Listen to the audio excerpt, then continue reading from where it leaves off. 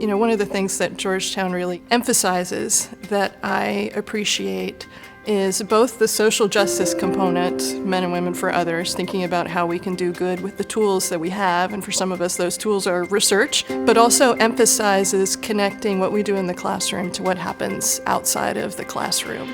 So I think research, whether it's basic research on a lab bench or it's the kind of research that we do that is responding to real-world policy changes that are happening right now in the district and around the world, I think really just gives you a chance to see that education is more than just learning facts and being able to respond on a test, but the content you learn can be tools that you can use, and just the way that you learn to think critically and put those skills to use can apply in every different aspect of your life, whether you go on to graduate school to do research or you're going on to do lots of other things. I'm a psychology major, but I'm a justice and peace studies minor, and throughout some of those classes I was exposed to the topic of solitary confinement and the amount of injustice that is present in our system. So I am looking at data from performance-based standards, which collects data from correctional facilities across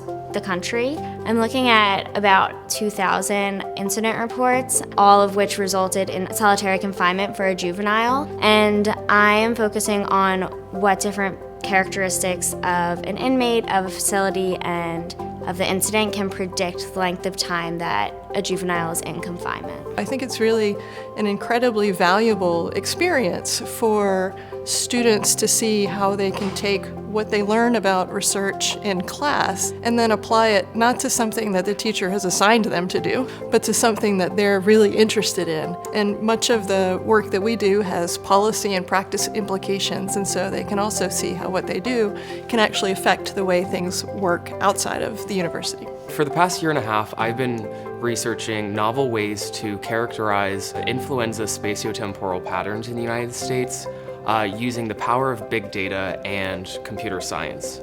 I find working with students like Grant a true inspiration. The fact that he shows up week after week on top of his full schedule to work on something that's very, very challenging. He sort of persists through the many, many hurdles that research tends to throw our way, and that he's contributing to something that we don't have an answer to. Working side by side with Dr. Bunsell has been absolutely amazing because it's like having a coach on the sidelines that is willing to push you and be there for you and help you find yourself and what you're truly interested in.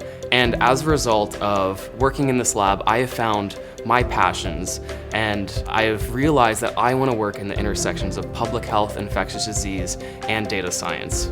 I think one of the fun things and a little bit of the challenging things for the professor is figuring out how to provide enough scaffolding that the student can do the project, but to remember that it's their project. So a couple of times we were talking about kind of what variables to pick and so forth, and I would say, it's your project. There's no right or wrong answer. What do you want to choose? And it was great watching her thought process and her knowledge develop over time to where I think, and I hope she feels really confident about the choices that she made and what we're going to learn from that. Doing research, I have interactions with the PhD students and the professors. They really serve as mentors also. They have lots of insight and give me a lot of guidance and really help me through the process. Whether they be in sort of formal weekly lab meetings or in journal clubs or just those informal conversations sitting on neighbor desks. At the end of the semester, the goal of the project is a written thesis, and then long-term goal would be to get that paper published in an academic journal, and hopefully that would have an impact on how we understand juvenile criminal justice. From these challenges, I've learned how to become a scientist. I've learned how to be an independent person, and I've learned how to think analytically and critically and to seek help when I need it, but also to persevere when challenges arise and not give up, because challenges and hurdles and error messages occur every day. That's really good. I really like that. I can't top that.